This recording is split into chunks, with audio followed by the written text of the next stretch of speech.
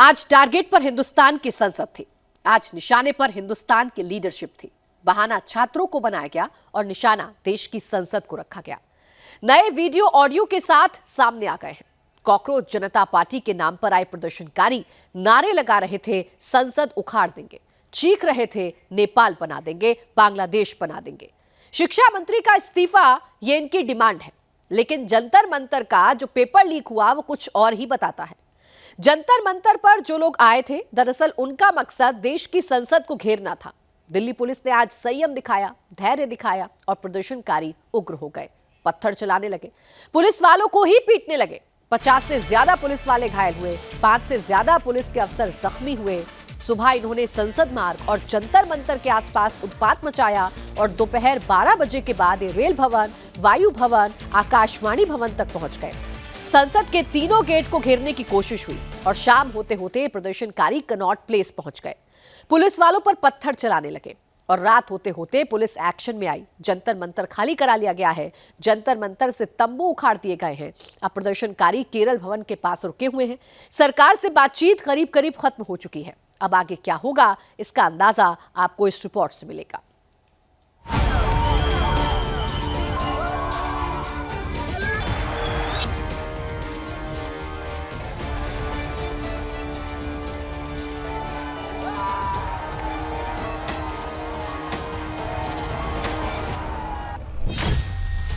जंतर मंतर से बात संसद तक पहुंची या सरकार के विरोध का यह प्रयोग छूमंतर हो गया। या मोदी सरकार हटाओ टूल किट का एजेंडा 10 घंटे के भीतर भीतर पंक्चर हो गया।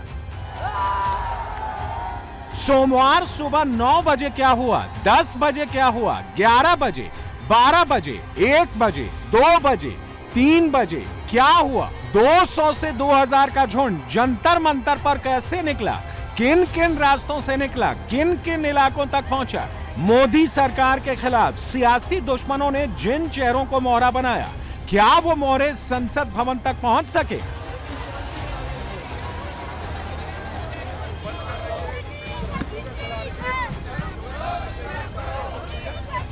प्रदर्शन सीजेपी का, भीड़ सीजेपी की, तो फिर प्रोटेस्ट में आम आदमी पार्टी के नेता क्यों पहुंचे, आंदोलनजीवी क्यों पहुंचे, समाजवादी पार्टी की सांसद डिंपल यादव पूरे लाभ लश्कर के साथ क्यों पहुंची।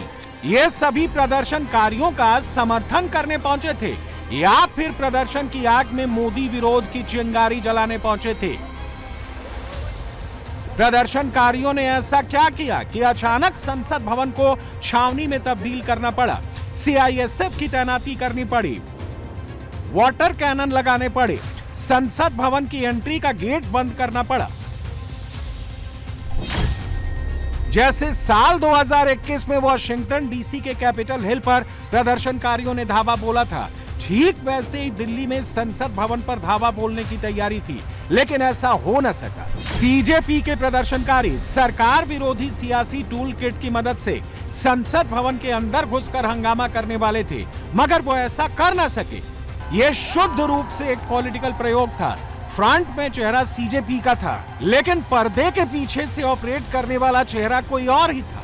उन चेहरों में समाजवादी पार्टी के लोग थे, लेफ्ट स्टूडेंट यूनियन वाले थे, आम आदमी पार्टी वाले थे, चंद्रशेखर आजाद, रावण की आजाद समाज पार्टी के गूंज थे, कम्युनिस्ट पार्टी से जुड़े लोग थे।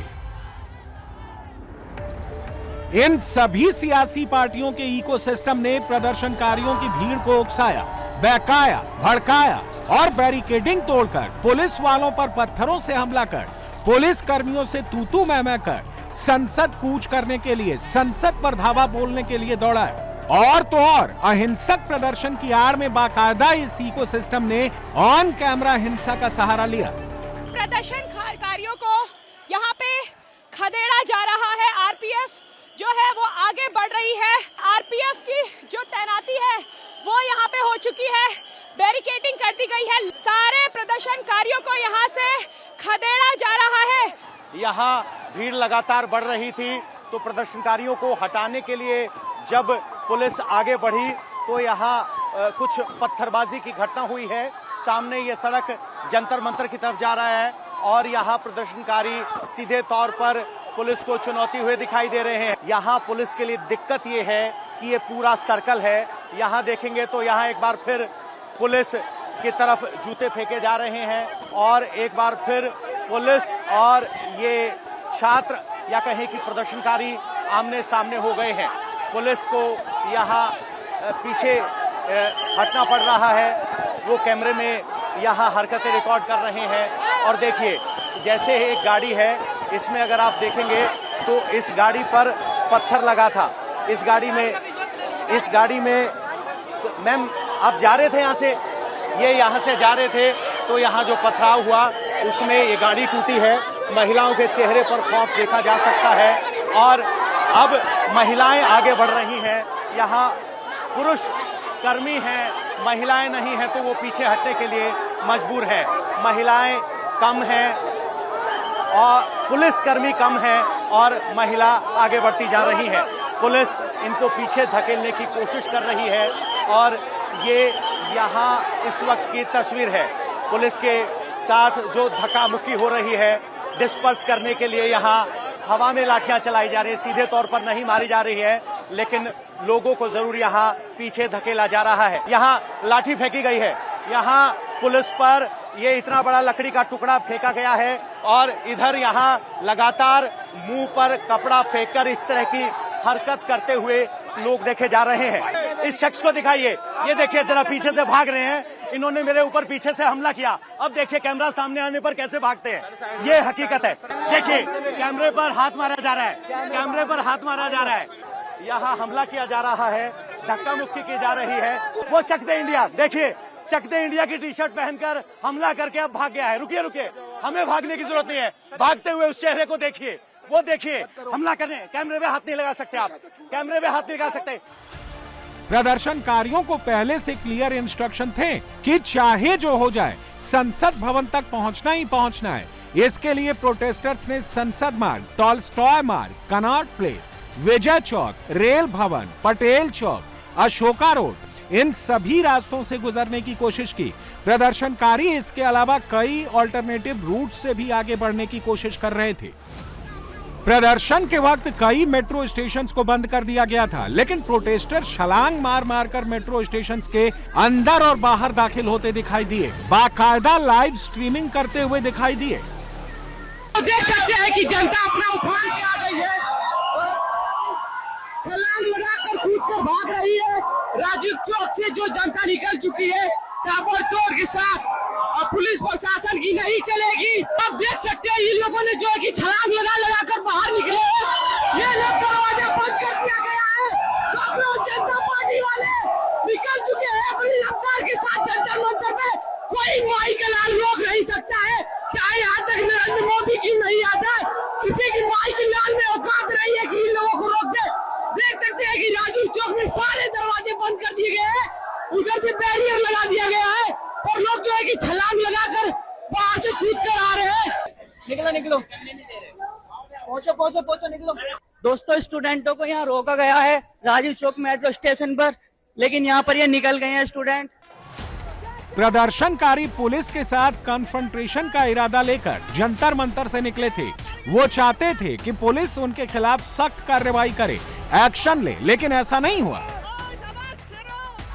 पुलिस ने काफी संयम बरता, लाठी को बिल्कुल अवॉइड किया। एक दो बार मामूली झड़प हुई, कहा सुनी भी हुई, लेकिन उससे ज्यादा कुछ नहीं हुआ। लेकिन प्रदर्शनकारियों की भीड़ में छिपे सियासी टूल किट के गुंडों ने अचानक मौके का फायदा उठाकर बदमाशी की, पुलिस पर पथराव किया, कई पुलिस कर्मियों को घायल कर दिया। कुछ प्रदर्शनकारियों ने तो बाकायदा वीडियो बनाकर लाइव स्ट्रीम किया। फाइनली दोस्तों हम आ चुके हैं जंतर मंतर पर और मैंने ईंट उठा ली। जिसने भी मुझे रोकने की कोशिश करी, ये नोक वाली साइड से कसम से कह रहा हूँ भाई, सिर दिख नहीं रही है, अब दिख रही है। हाँ मेरा भाई, ईंट ही लगेगी, सच बता रहा हूँ मैं। और बाकी बंदे मैंने अपने उधर से बुला लिए हैं। भाई हमें रोकने की कोशिश मत करना, क्योंकि मौली जागरे से हूँ। हाँ चंडीगढ़ मौली जागरे से, पहले बता रहा हूँ। कोई भी अगर रोकेगा, अगर किसी ने भी रोकने की कोशिश करी। अब दिल्ली पुलिस के जवान की पिटाई का ये वीडियो देखिए। ये किसी एंगल से छात्र नहीं हो सकते, ये छात्रों की भीड़ में मौजूद वो गुंडे हैं जिन्हें सरकार विरोधी इकोसिस्टम ने भीड़ में प्लांट किया और बेरहमी से पुलिस पर हमला किया, मार मार कर अधमरा कर दिया। इसके बावजूद दिल्ली पुलिस ने संयम बरता।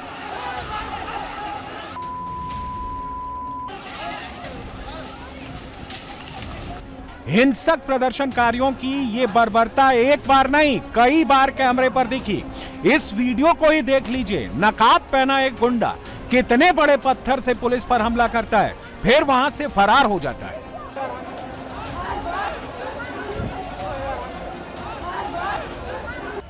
प्रोटेस्टर्स की तरफ से हुए इस पथराव के बाद पुलिस को माइल्ड लाठी चार्ज करनी पड़ी। हालांकि लाठी भी प्रदर्शनकारियों के शरीर पर नहीं, पुलिस सड़क पर मारती दिखी। यानी पुलिस की तरफ से यह पूरा ध्यान रखा गया कि लाठी चार्ज में किसी को चोट ना लगे, कोई गंभीर रूप से जख्मी ना हो।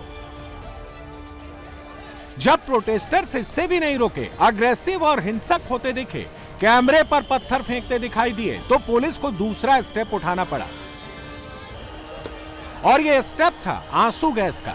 नोट करने वाली बात यह है कि आंसू गैस छोड़ते वक्त भी पुलिस का निशाना हिंसक प्रदर्शनकारी नहीं था। पुलिस ने आंसू गैस के गोले आसमान में दागे। स्मोक कैनिस्टर चला है, स्मोक कैनिस्टर चलाया जा रहा है प्रदर्शनकारियों पे और स्मोक कैनिस्टर चला के हल्का लाठी चार्ज करके प्रदर्शनकारियों का देखिए पुलिस पर इस समय पत्थर फेंके जा रहे हैं। ये देखिए पथराव हुआ है यहाँ पर। ये पथराव की तस्वीर आपको इंडिया टीवी दिखा रहा है।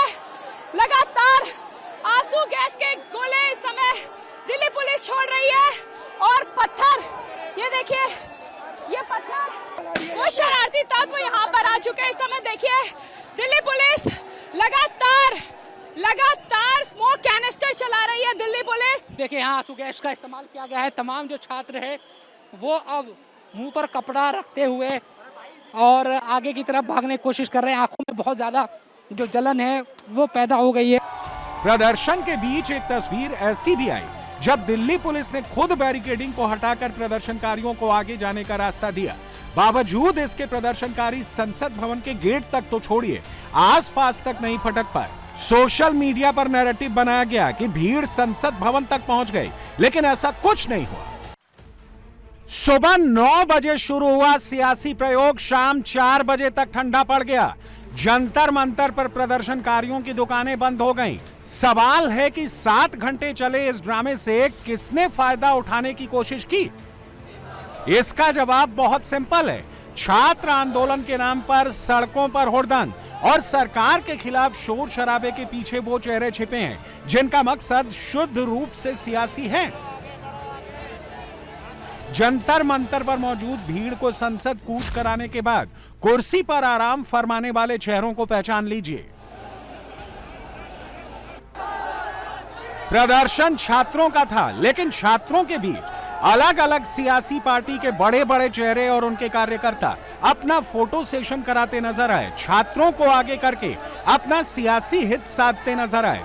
आम आदमी पार्टी के नेताओं ने इसकी शुरुआत की। समाजवादी पार्टी की सांसद डिंपल यादव भी लाव लश्कर के साथ जंतर मंतर पहुंची। उससे पहले वो संसद भवन में बैनर पोस्टर लेकर माहौल बना चुकी थी। वैसे इन्होंने खुद ही अपनी पार्टी का एजेंडा कैमरे पर एक्सपोज कर दिया। छात्रों की बात करते करते सीधे आरएसएस, बीजेपी और लोकतंत्र खतरे में है का स्क्रिप्ट पढ़ने लगी। इसी से समझ में आ जाता है कि ये प्रदर्शन कुछ और नहीं, सियासी था। बच्चों को मारा गया है आज पूरे लोकतंत्र के लिए, डेमोक्रेसी के लिए, इतिहास के लिए ये काला दिवस के रूप में मनाया जाएगा। ये सीधे आघात हमारी भारत माता के सीने पे इन लोगों ने किया है। वेरी अनफॉर्चुनेट और इतनी अहंकारी, इतनी निर्दयी, इतनी कठोर सरकार शायद ही भारत के इतिहास में हो कि निहत्थे बच्चों पे इन लोगों ने डंडे चलाए हैं। ये लोग चाहते हैं कि संविधान से देश नहीं चलेगा, ये आरएसएस की विचारधारा से देश चलाना चाहते हैं। समाजवादी पार्टी के सांसद लगातार पहले भी जंतर मंतर गए और आज जब लोकसभा में सवाल जब उठाना था, सवाल उठा करके लोकसभा का एडजॉर्न करके उस समय फिर मौके पे पहुंचे। जो देखा और जो व्यवहार सरकार का और पुलिस का था, लाठी चलाना, आंसू गैस के गोले चलवाना, सरकार को ये उम्मीद नहीं थी कि छात्र नौजवान इतनी बड़ी संख्या में आ जाएंगे। ये सबसे बड़ा फेलियर है और किसी फेलियर के लिए ही आए हैं लोग। डिंपल यादव और अखिलेश यादव पुलिस पर सवाल उठा रहे हैं, लेकिन प्रदर्शनकारियों की भीड़ में छुपे इन गुंडों पर जिन्होंने पुलिस कर्मियों को घेर कर मारा, उनके खिलाफ कुछ नहीं कह पा रहे हैं। आप इसी से समझ सकते हैं कि छात्रों को मोहरा बनाने वाले असली चेहरों की साजिश क्या है।